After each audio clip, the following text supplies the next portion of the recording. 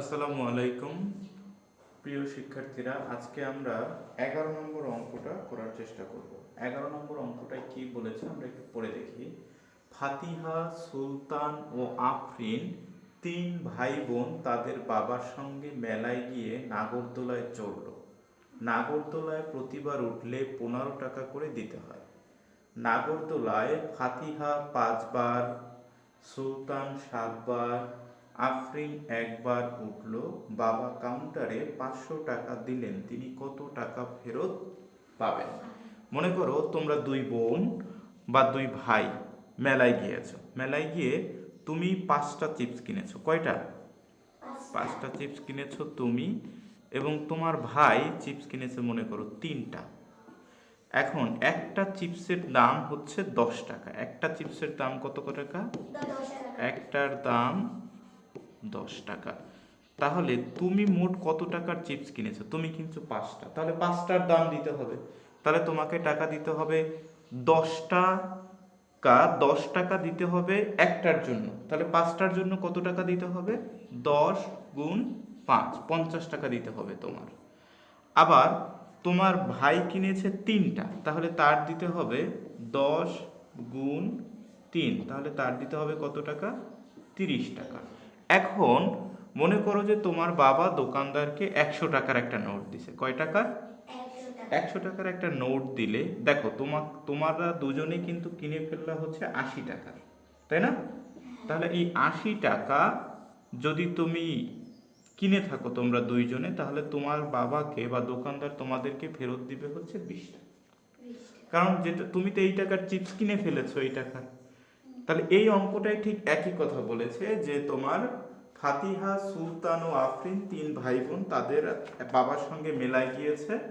মেলায় গিয়ে তারা নাগরদোলায় ফাতিহা উঠেছে 5 বার, তারপরে তোমার সুলতান উঠেছে 7 বার, আর হচ্ছে গিয়ে তোমার আফরিন উঠেছে কতবার? একবার। তার বাবা কত টাকার নোট দিয়েছে? 500 টাকার নোট দিয়েছে। তাহলে এই অঙ্কটা বলেছে তিনি কত টাকা ফেরত পাবেন। তাহলে আমরা লিখি টাকা ফেরত পাবেন। এটা হচ্ছে আমাদের জন্য 11 নম্বর অঙ্ক। আমরা লিখলাম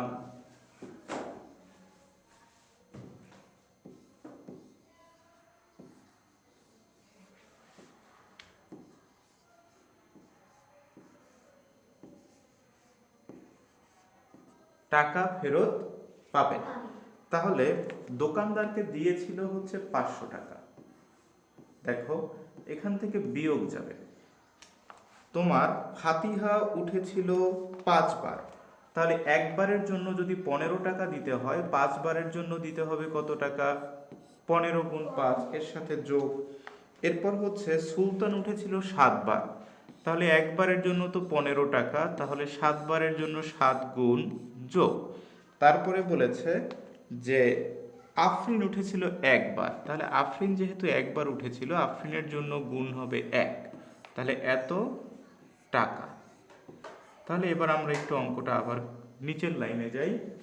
এখানে হচ্ছে 500 বিয়োগ এই 15-র সাথে 5 গুণ দিলে আমরা 5 15 হয় 75। গুণের কাজটা আগে করতে হবে এখানে। আবার এইটা যদি তুমি গুণ করো তাহলে 7 15 হয় 105, আর এই যোগ অঙ্কটা, এই যোগটা কিন্তু এখানে দিয়ে দিলাম। তারপরে হচ্ছে দেখো 15 অক্ষে 15 সব মিলিয়ে এখানে আসে এত টাকা। তাহলে এইখানে হচ্ছে আমার 500 বিয়োগ। এখন এটা যদি আমি যোগ করি দেখো, তাহলে এই হচ্ছে যোগ যদি আমি করি তাহলে আমার উত্তরটা কি দাঁড়ায় একটু লক্ষ্য করো। এই হচ্ছে 5, এই হচ্ছে 5, আর এই হচ্ছে 5।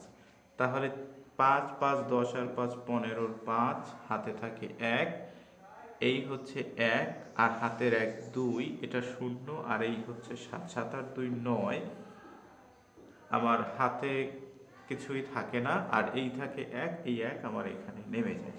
তাহলে এইটা হয় আমার জন্য টাকা 195 টাকা। এবার আমি যদি বিয়োগ করি দেখো এখানে ব্র্যাকেটটা দিলেও হয় না দিলেও হয়। তাহলে যদি ব্র্যাকেটটা দিলাম তাহলে আমরা নিচে আরেকটা লাইন লিখি 500 বিয়োগ 195 টাকা, ব্র্যাকেটটা আমরা তুলে দিলাম। এরপরে আমরা এখানে এটাকে যদি বিয়োগ করি তাহলে 5 আছে কত হলে 10 হবে, 5 হাতে থাকে 1, 9 আর 1 10, 10 10 মিলে 0, হাতে থাকে আমাদের জন্য 1, 1 আর 1 হচ্ছে 2, 2 হলে এখানে হচ্ছে 3, অর্থাৎ 305 টাকা তার বাবা ওই নাগরদোলা যিনি চালাচ্ছেন তার কাছ থেকে ফেরত পাবেন। আমাদের উত্তরও হচ্ছে এই 305 টাকা। উত্তর দেখো 305 টাকা। এই হচ্ছে আমাদের 11 নম্বর অঙ্ক উত্তর। আমাদের মা এবং পুত্রের বয়সের সমষ্টি 45 বছর। মায়ের বয়স পুত্রের বয়সের 4 গুণ, তাদের প্রত্যেকের বয়স কত?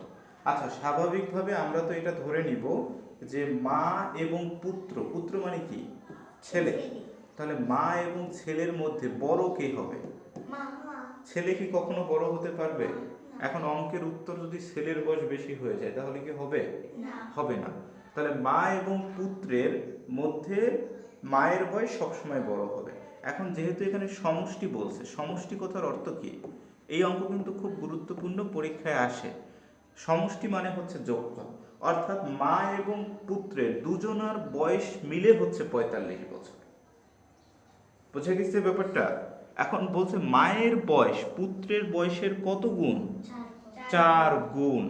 তাদের প্রত্যেকের বয়স কত? আচ্ছা, তুমি যদি ধরে নাও যে পুত্রের বয়স 2 বছর, পুত্রের বয়স কত বছর? 2 বছর। এটা তুমি ধরে নিলাম মনে মনে, পুত্রের বয়স 2 বছর। তাহলে মায়ের বয়স কত হবে? 4 বছর। মায়ের বয়স কত হবে? 2 গুণ 4, কারণ এই যে 4 গুণ কথাটা বলেছে, তাহলে 4 গুণ 2, তাহলে কত বছর হলো? 8 বছর। কত বছর হলো? 8 বছর। এবার যদি তুমি পুত্রের বয়স ধরো 3 বছর, তাহলে মায়ের বয়স কত হয়? 4 গুণ 3।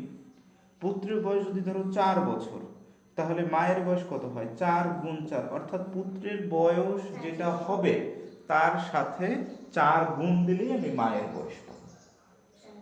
তাহলে এবার অঙ্কটা একটু আমরা করি।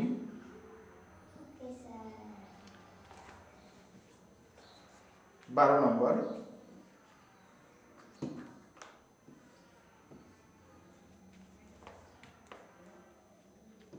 লিখি আমরা মনে করি পুত্রের বয়স, যেটা ছোট সেটা আমাদের আগে ধরতে হবে। পুত্রের বয়স এই অঙ্কে কোনো কিছুই নাই, এই জন্য লিখলাম মনে করি পুত্রের বয়স, যে কোনো একটা কিছু ধরে নিব আমরা। তাহলে ওইটা ধরে নিলাম আমরা ক। মনে করি পুত্রের বয়স ক বছর। তাহলে পুত্রের বয়স যদি আপনি ক নেন, তাহলে মায়ের বয়স কি হবে? দেখেন মায়ের বয়স কত হবে? এই দেখো ক এর সাথে কত গুণ? পুত্রের বয়সের কত গুণ? 4 গুণ, তাহলে বছর। আচ্ছা, তাহলে এবার পুত্রের বয়স এবং মায়ের বয়সটাকে আমরা যোগ করি। তাহলে আমরা লিখি মোট বয়স।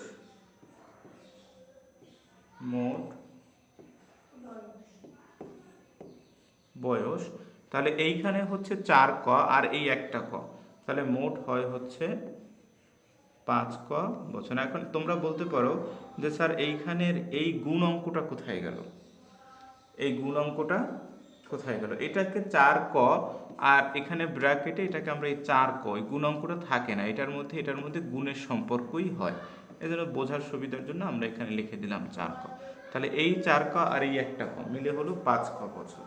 তাহলে এখন দেখো এখানে আমাদের বইয়ে বলেছে মা ও পুত্রের বয়সের সমষ্টি 45 বছর। তাহলে আমরা একটু আমাদের যে বই, সেই যে প্রশ্ন, সেখানে আমরা লিখতে পারি প্রশ্ন মতে আমরা কি লিখতে পারি? দেখো যে 4 ক, এই 4 ক সমান হচ্ছে 45 বছর। আমরা গাণিতিক বাক্যে চলে গেলাম।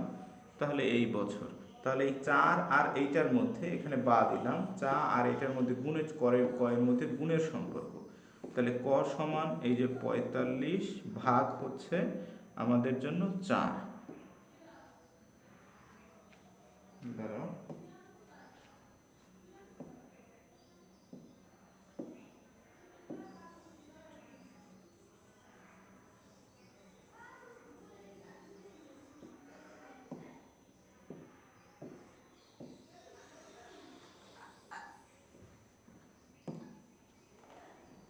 দেখো এখন এখন আমরা লিখি প্রশ্ন মতে।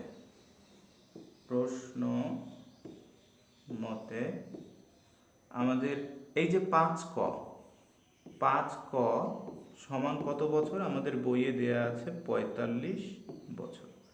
তাহলে 5ক সমান যদি 45 বছর হয়, তাহলে আবার আমরা বা দিলাম যেহেতু মাঝখানে সমান, তাহলে এখানে হচ্ছে ক সমান এই 5 আর ক এর মধ্যে হচ্ছে গুণের সম্পর্ক।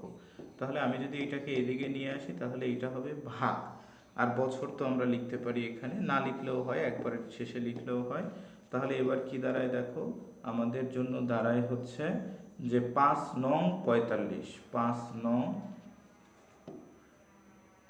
নং আমাদের 45 বছর। তাহলে ছেলের বয়স কত দাঁড়ালো? ছেলের বয়স ধরেছিলাম আমরা ক, ছেলের বয়স ধরেছিলাম ক, তাহলে ক সমান হচ্ছে 9 বছর, ক সমান হচ্ছে 9 বছর। তাহলে অতএব মায়ের বয়স আমরা লিখি, অতএব এখানে পুত্রের বয়স যদি লিখতে চাই, পুত্রের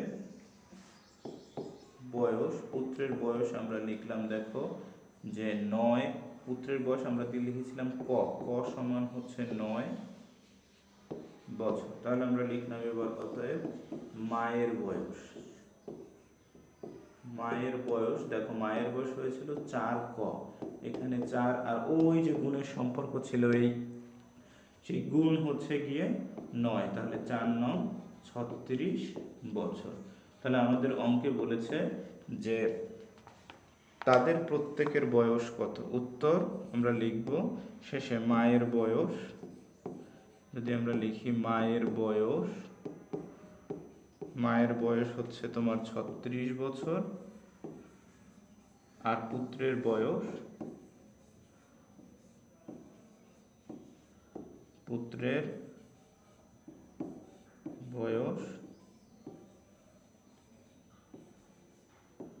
9 বছর। এই হচ্ছে আমাদের অঙ্ক।